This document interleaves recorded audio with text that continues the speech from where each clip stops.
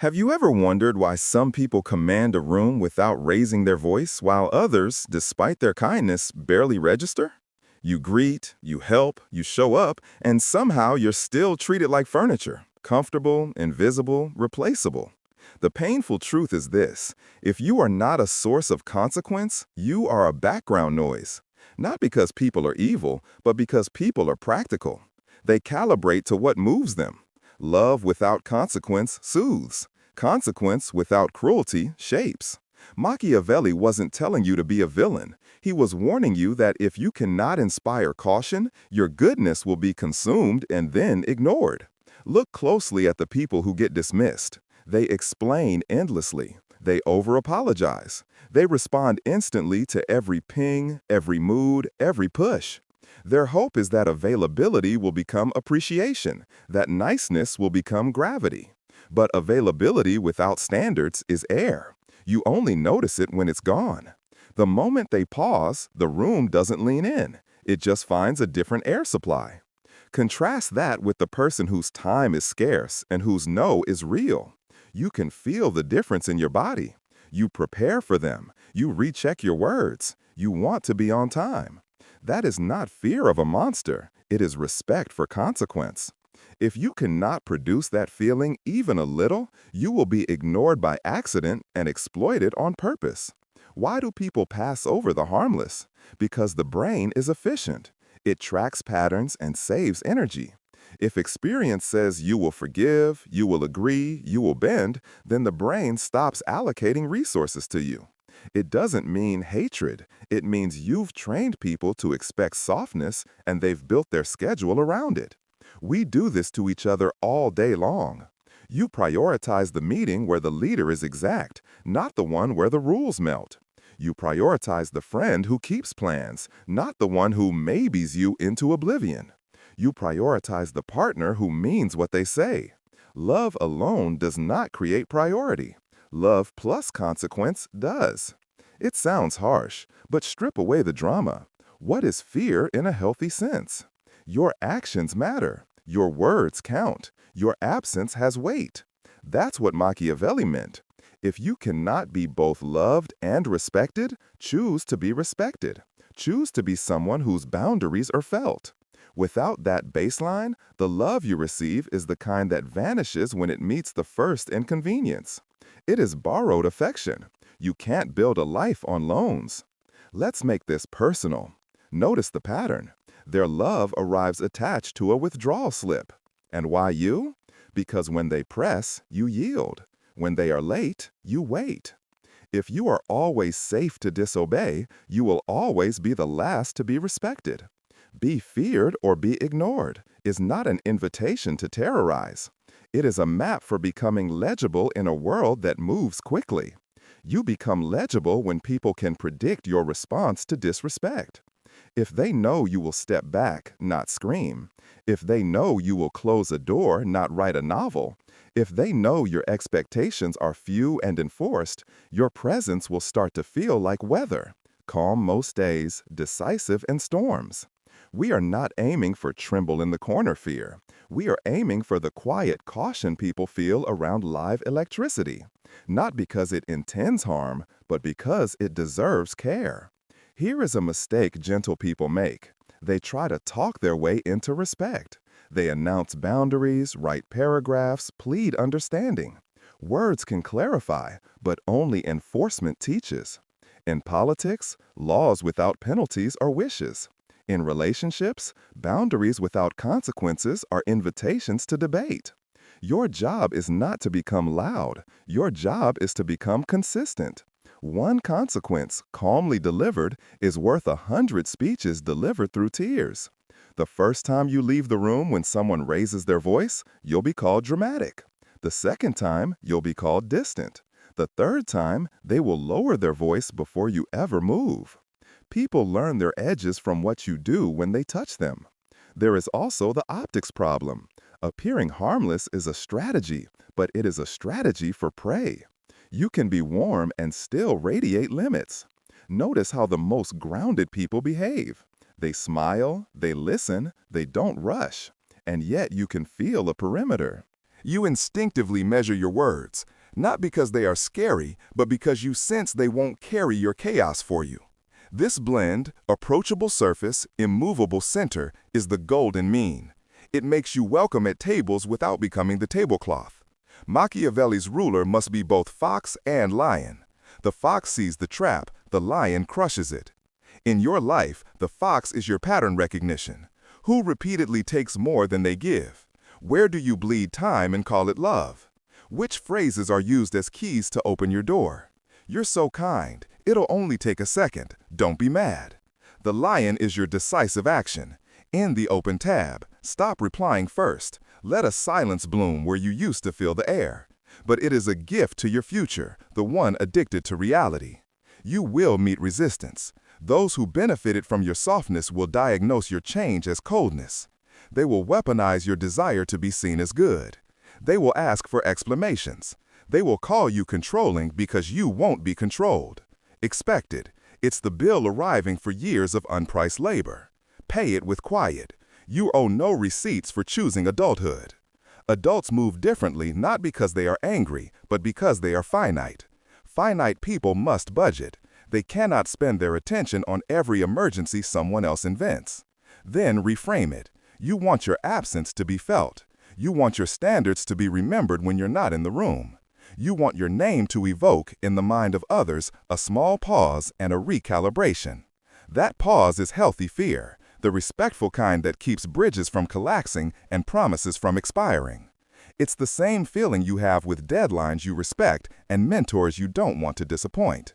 It keeps worlds together. What about love? Love is beautiful. Love is necessary. Love lubricates the gears of cooperation. But unmoored love, the kind that exists with no boundaries, no clarity, no consequences, is a mood, not a structure. It will not carry weight. The people who truly love you will not demand your collapse as proof. They will rejoice in your backbone because it makes your love durable.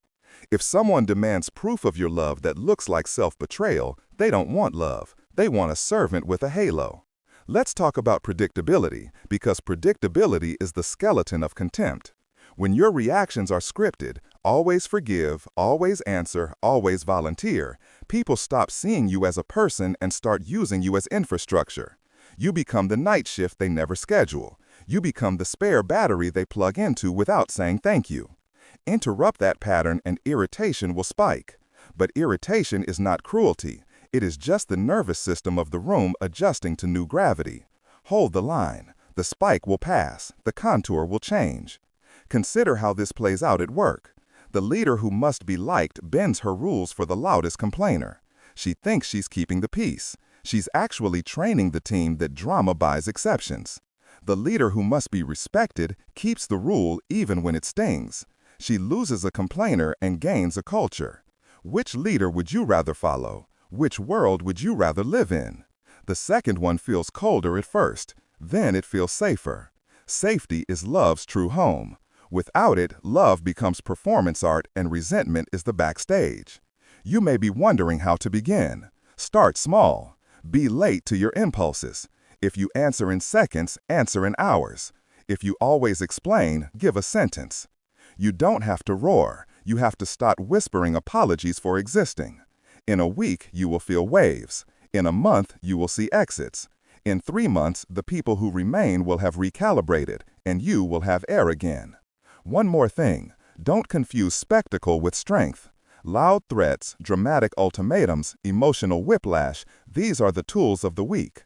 The strong are boring in the best way. Their yes means yes. Their no means no. They repeat themselves rarely because they don't need to. They build routines that protect their energy and reputations that protect their routines. Around them, chaos doesn't thrive. It leaves. Not because they punished it, but because it couldn't find purchase. If this content is making sense to you, click the subscribe button and subscribe to the channel. Thank you for your support. I want to look you in the eyes and ask a final question for today. What would your life look like if people felt a healthy caution around wasting your time, crossing your limits, or playing games with your attention? How different would your days feel if your silence carried more weight than your speeches? Maybe it's time to stop chasing love that evaporates and start generating respect that endures. In the next part, we will go deeper into the practical mechanics, how to project reliability, set consequences without drama, and blend fox and lion so that your presence reshapes the room even when you say nothing. Start with reliability because it is the quietest form of power. People don't fear declarations, they fear patterns. If your behavior is a coin toss, even your anger is ignorable. But if your behavior is clockwork, simple, predictable, enforced without heat, others begin to orient to you the way ships orient to a lighthouse. You do not shout your presence, you confirm it the same way, every time. Machiavelli would call this prudence. Make it easy for others to forecast you and difficult for them to exploit you. Reliability is the field in which respect grows. Project reliability with 3 levers: response windows, standards, and consequences. Response windows. Decide in advance when you are available and then be ruthlessly consistent. People will protest at first because instant access is sweet like sugar, but their nervous systems adapt. In a week, they time their asks. In a month, their emergencies shrink to match your schedule. Standards. Define what good enough means for you. On time means 5 minutes early. Favors require a day's notice. Borrowed items return in the condition you gave them. Consequences. Reduce access when standards are ignored. Do not explain, act. Do not spike, slide. Think dimmer switch, not light switch. You are teaching without sermon. Set consequences without drama means exactly this. Don't turn enforcement into theater. Drama burns your energy and feeds the other person's story about you. Calmly reference the rule, apply the consequence, change the subject, or leave. A simple script. We start at 10. Every sentence is short, bloodless, repeatable. When you repeat a line the same way each time, it becomes architecture. People lean on it. They stop trying to push through it. If they push harder, step back farther. The absence is the lesson. Blend fox and lion. The fox reads patterns. Who replies only when they need something? Who forgets commitments where you feel the same resentment flare every week? The lion acts once, decisively. Fox. You notice that one colleague always forgets deadlines by 2 hours, forcing you to rush. Lion. You move your personal cutoff 2 hours earlier and ship without their peace. The first time, they panic. The second time, they adjust. The third time, a new culture exists. No speech, no feud, no memo, just a changed map. Fox. You notice a friend who texts only when bored. Invite them to coffee at noon next Thursday. If they say no, you let the friendship be what it is, a nocturnal habit, not a bond. In both cases, you avoided moralizing and used incentives. People respect incentives because incentives respect reality. To be feared rather than ignored, you need what I'll call presence weight. Presence weight is built from 3 habits: finishing, pausing, and leaving. Finishing. Complete commitments you do make to the letter. The more clean finishes you stack, the more your name means done, and done is magnetic. Pausing. When pressed, don't fill silence with excuses. Take 1 beat longer than you want. That micro delay signals you don't sell your time impulsively. Leaving. Exit low-quality rooms early and without noise. I'm heading out. Do that 2 or 3 times, and the room will adjust its temperature when you arrive. The people who relied on your extra warmth will bring a sweater or find a different fire. Tone matters. The goal is not to sound severe, but to sound finished. Finished tone is slow, economical, declarative. You don't add emotional interest to your sentences. You remove it. The second sentence is the lion's paw, soft, heavy, conclusive. It invites no wrestling. Pair that tone with open body language, chin level, shoulders relaxed, hands visible. You are not hiding, you are not bristling. You are simply a surface that doesn't indent easily. Appearance, Machiavelli tells us, is not a lie if it protects the truth. Appear steady even when you're uncomfortable. You can shake in private later. In public, be boring in your power. Arrive when you said, leave when you planned. Hold your rule even when it costs. Praise publicly with specifics. Correct privately with brevity. If you must signal disapproval, shrink your words, not your dignity. The shorter the line, the stronger the beam. Let's get mechanical. Establish office hours for your life. These are the slots when you consent to unscheduled asks, texts, favors, calls. Outside those slots, you move everything to the next window. If the answer is no, it is not urgent. You are not the emergency services for other people's planning failures. This single rule will halve your chaos and double your perceived weight in a month. Use the rule of 3 for boundaries. First time, restate. Second time, reduce access. Third time, remove access. Don't block, downgrade. Move the conversation to email. Move the meeting to the following week. People remember friction points. Friction teaches faster than philosophy. Calibrate scarcity with certainty. Scarcity alone feels like a game. Certainty alone feels commonplace. Together, they communicate value without arrogance. I can do Tuesday at 4. The sentence is dry, courteous, final. You are not punishing, you are scheduling. If they try to pry the door wider, don't explain the hinges. Repeat the line. Repetition is your best friend. Repetition makes you a metronome. Now, incentives for cooperation. Reward on-time behavior with increased access. People chase specificity. No scold, just scarcity. Most people learn faster from deprivation than from debate. Guard shared spaces. A group chat, a project board, a family calendar. Set 2 or 3 norms that matter most. No last-minute changes without a phone call. 1 reschedule per person per month. Decisions are final by Friday noon. Post the norms. Enforce gently each time. Do not wait for a catastrophe to prove you mean it. The softer you want the culture, the stronger the rails must be. Rehearse exits in advance. Decide the non-negotiables that end your participation. Contempt, secrecy that harms, repeated lateness. That sentence is not an invitation to litigate definitions. It is a key that locks a door. If the relationship matters, they will look for another entrance, respect. If it doesn't, the door stays shut and you just saved yourself 6 months of erosion. Do not mistake anger for backbone. Anger vents, backbone holds. If you can only enforce a limit at 80 decibels, you don't have a limit, you have a mood. The most frightening people are the calm ones who act the same regardless of pleas.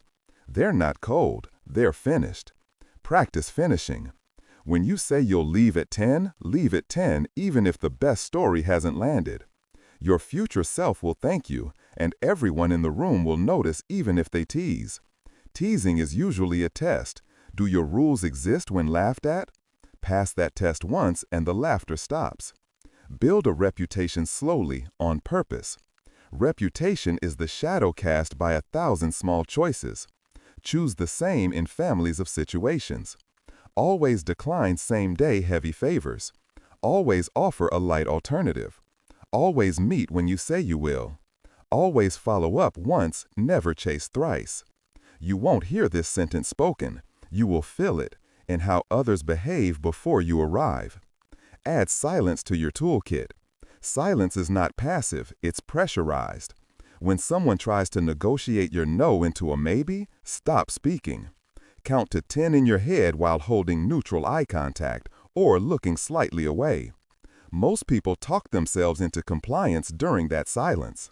No justification, just gravity. If this content is making sense to you, click the subscribe button and subscribe to the channel. Thank you for your support. Finally, practice the optics reversal. Many of you fear seeming harsh, so you overdraft your kindness to buy the appearance of being nice. Reverse it. Buy long-term tenderness with short-term firmness. A firm no today prevents a pile of quiet resentment tomorrow. A clear rule this week creates a month of clean interactions. A timely exit this year makes room for the people who can love you in the shape you actually are, not the shape they can bend. I want you to imagine the next 30 days as an experiment. Office hours, rule of 3, scarcity with certainty, dimmer switch consequences, praise precisely, correct quietly. Keep your tone finished, your body open, your sentences short. Watch the room recalibrate. The wrong kind of love will call you cold. The right kind of respect will call you consistent. And consistency is the bridge between fear and trust. The bridge you walk across to become both loved and, when needed, just feared enough to be taken seriously. In the next part, we're going to address the backlash and the bill. How to handle accusations of arrogance, the loneliness that arrives when you stop being infinitely available, and how to integrate mercy without becoming edible again, so your presence carries weight without carrying bitterness. Backlash arrives wearing familiar faces. The first time you keep a boundary, someone will tell a story about you. You've changed, you've become arrogant, you think you're better. The subtext is simpler. You stopped being infinitely available, and the system they built around your softness is wobbling. Don't waste breath defending yourself to a story that was written to force your return. Machiavelli understood this with painful clarity. When incentives shift, narratives scream. You are not required to negotiate with a scream. You are required to keep steering. Expect the quiet punishments. Invitations you used to get don't arrive. Group chats move without you. It stings because for years you paid membership dues with compliance, and now the membership is expiring. But the loss is bookkeeping, not betrayal. You are reconciling an account that was mispriced in your disfavor. The loneliness that follows isn't a verdict, it's a detox. Your nervous system misses the constant hum of being needed, even when that hum was draining you. Give it 30 days, then 60. The hum returns, but now it's your own, steady, quieter, unbribable. You will also face the internal prosecutor, the voice that says, "You overreacted, you should have explained more." That voice feeds on your old identity, the rescuer who believes safety equals yes. Answer it with facts, not feelings. Fact, the boundary was clear. Fact, the pattern was repeated. Fact, your consequence was proportionate. Fact, your responsibility ends at the edge of your honesty. Anything beyond that is you trying to control other people's feelings with your availability. That is not kindness, that is stagecraft. How do you stay human while becoming weighty? You practice mercy with memory. Mercy without memory resets abusers to default. Mercy with memory resets access to wisdom. Let someone return, but to a smaller circle. Let a friend apologize, but rebuild slowly. Let a colleague make amends, but pair it with a changed process. If there is no changed process, there is no amends, only nostalgia. When you remember this, you can be generous without being edible. You can forgive without giving the keys back. There is a fear that if you keep doing this, if you choose to be respected rather than constantly liked, you'll harden into bitterness. Bitterness is not caused by boundaries. Bitterness is caused by boundaries announced but not enforced, promises made to yourself and broken in secret. To avoid bitterness, keep your bargains with yourself where no one can see. Go to bed on time. Guard the mornings that stabilize you. Do the craft you keep postponing. Invest in 3 people who reinvest. Give your attention the dignity of a budget. When your inner world is well governed, your outer firmness stops tasting like spite and starts tasting like stewardship.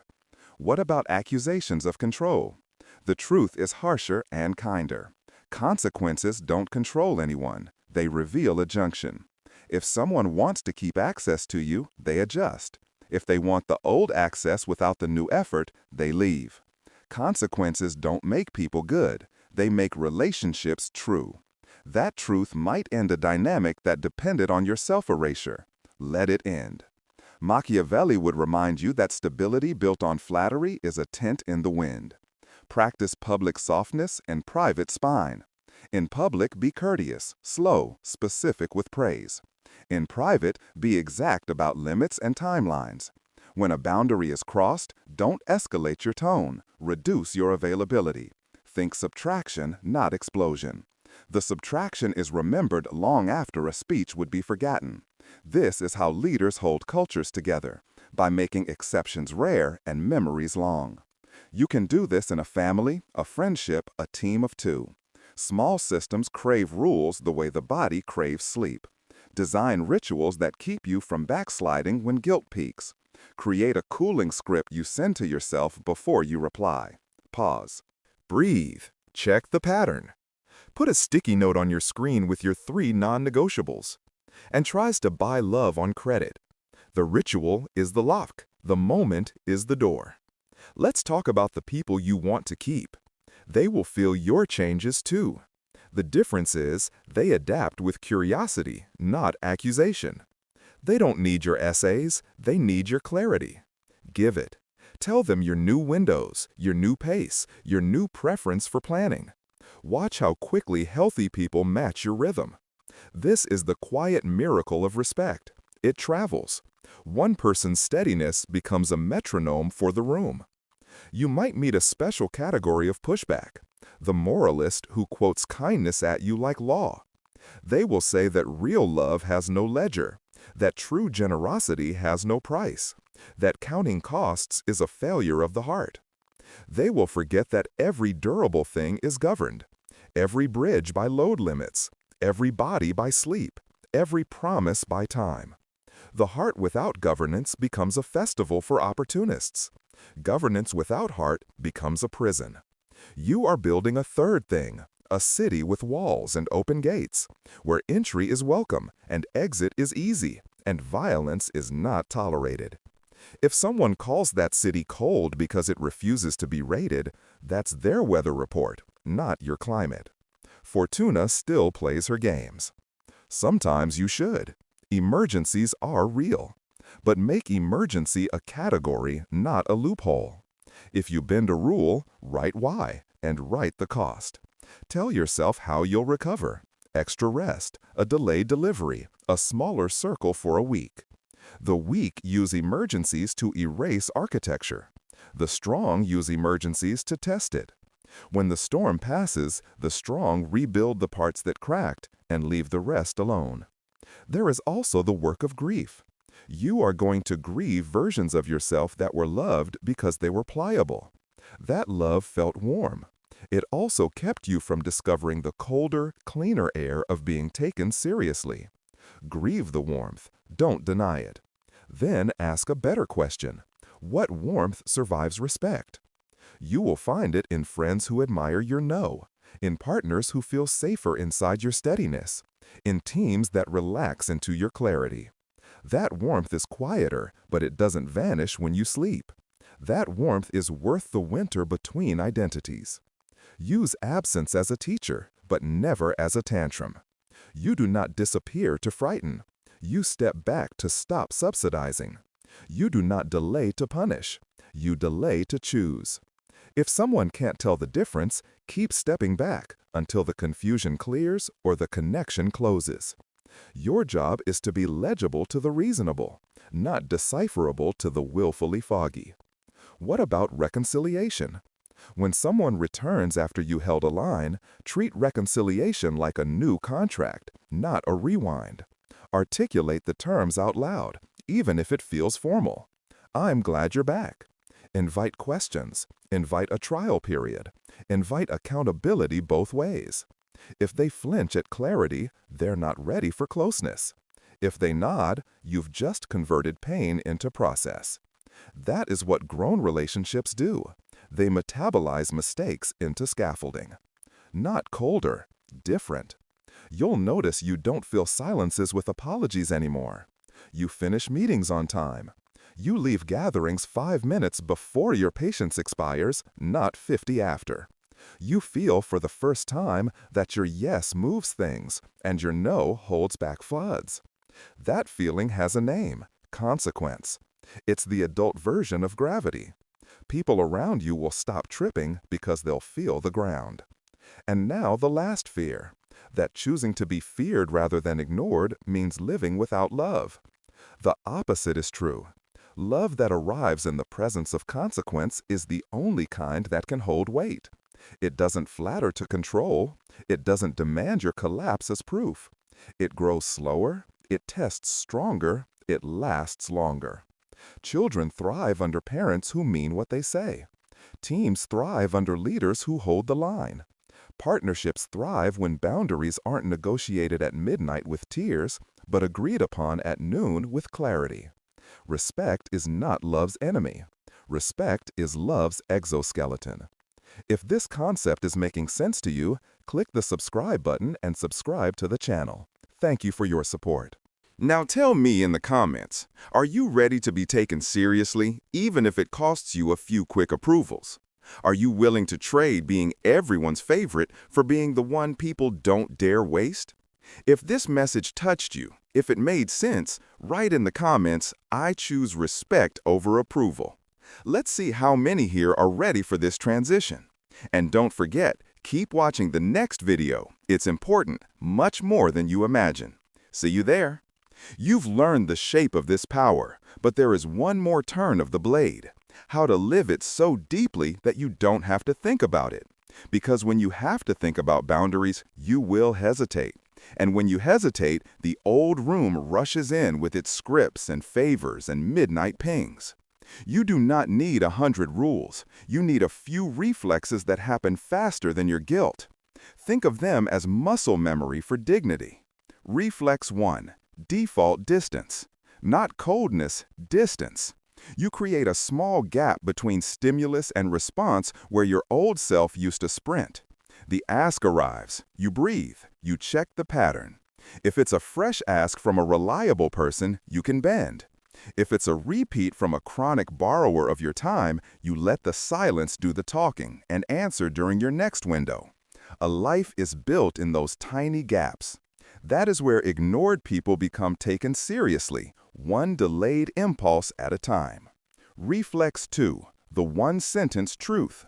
You do not owe essays for ordinary decisions. If pressed, repeat the same sentence. When you recycle your sentence instead of your nervous system, people begin to understand you mean what you say.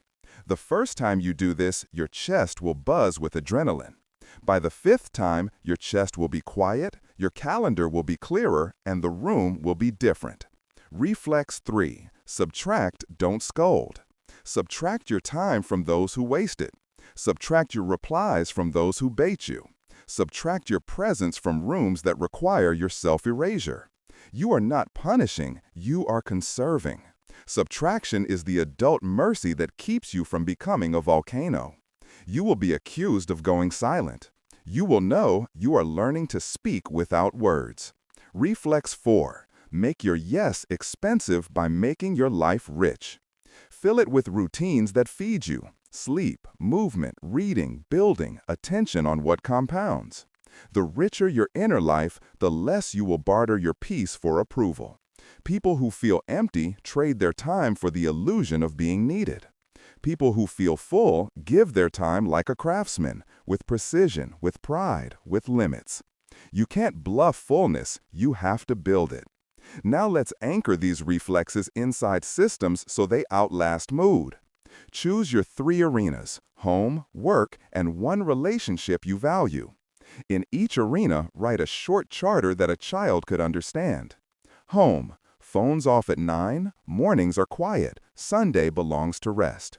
Work. 1 reschedule per person, decisions by Friday, no after-hour slack unless flagged urgent, and urgent means a real-world clock is ticking. Apologies are direct, repairs are paired with process changes. Print these charters, put them where you can see them.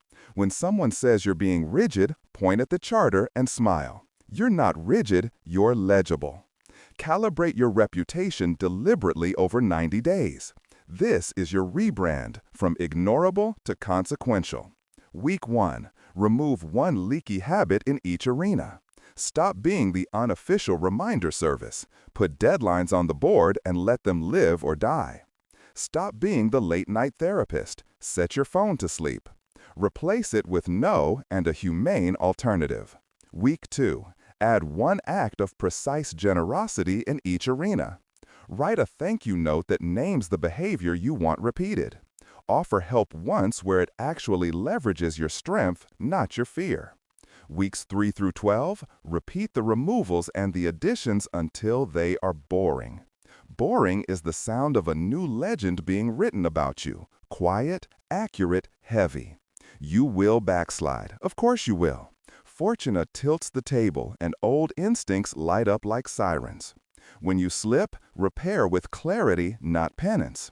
I overcommitted yesterday. I replied too fast. No apology tours, no self-flagellation disguised as humility.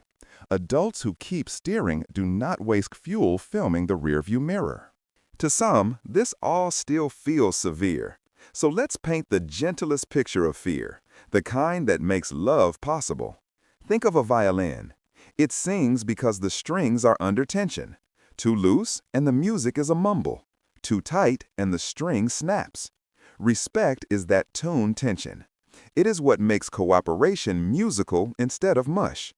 When people feel a healthy caution around your time and your limits, they play better around you. They show up on time because lateness means missing you. They speak more carefully because contempt means less access. They bring their best because your presence doesn't rescue laziness. You become the person who raises the average in any room without a single speech. That is not terror. That is tuning. Let's also talk about the face you turn toward yourself. If you choose to be feared rather than ignored, you must choose to be loved rather than despised by the one person who lives inside your head all day. Treat yourself as the sovereign you are becoming. Protect your sleep like borders. Guard your morning like a treasury. Feed your body like the cavalry you need in every battle. Don't outsource your approval to audiences who clap when you bleed for them. Give yourself the applause for keeping your rules. It is not vanity, it is maintenance. What about the people you're afraid to lose? You may lose some. You will keep the real ones by telling them the truth before the friction arrives. Sit with them and say, I'm changing how I do time, attention, and access. Invite them to tell you where your edges feel sharp so you can sand them without blunting them. Ask what they need from you to feel secure within your new shape. Then negotiate like adults. Two humans choosing how to meet in the middle without erasing either side. You'll be surprised how many will thank you for being clearer than you've ever been. Responsibility is the grown name for control when it is applied to the self. You are controlling your availability so you can be generous sustainably. You are controlling your reactions so your words mean more. You are controlling your schedule so your yes arrives with power. The most caring people you know are ruthlessly responsible with themselves. That's why their care is safe. They do not leak on you to prove they love you. A few closing practices, the kind that turn ideas into hours. First, the 2-sentence calendar. Every Sunday night, write 2 sentences that govern the week. What I honor this week is X. Put it on your phone. Read it each morning. Second, the friction ledger. For 1 month, note each moment your stomach tightens because you gave a yes you didn't want. At the end of the month, pick the top 3 and design a single rule that would have prevented each. Install the rules. Watch the tightness drop. Third, the exit rehearsal. Practice in the mirror your 3 most needed doorways out of a conversation, a meeting, a favor. When your mouth knows the doorways, your panic drops by half. There will be a morning when you walk into a room that used to drain you and you feel nothing. Not dread, not eagerness to perform, just neutrality. You sit, you do the thing you came to do, you leave on time. No story. This is the highest compliment reality can pay you. You have become boring to your former chaos. It can no longer find purchase. You will not notice fanfare. You will notice a quiet surplus of attention at the end of the day. That surplus is your life coming back to you. If this concept is making sense to you, click the subscribe button and subscribe to the channel. Thank you for your support. Now I'll ask you directly, looking into your eyes through this screen. Are you willing to become the person whose absence is felt, whose standards are remembered, whose presence tunes the room without a raised voice? Are you willing to pay the small daily price? Silence instead of explanation, subtraction instead of scolding, Schedule instead of scramble. To stop being ignored and start being taken seriously. If this message touched you, if it made sense, write in the comments, "I choose respect over approval." Let's see how many here are ready for this transition. And don't forget, keep watching the next video. It's important, much more than you imagine. See you there.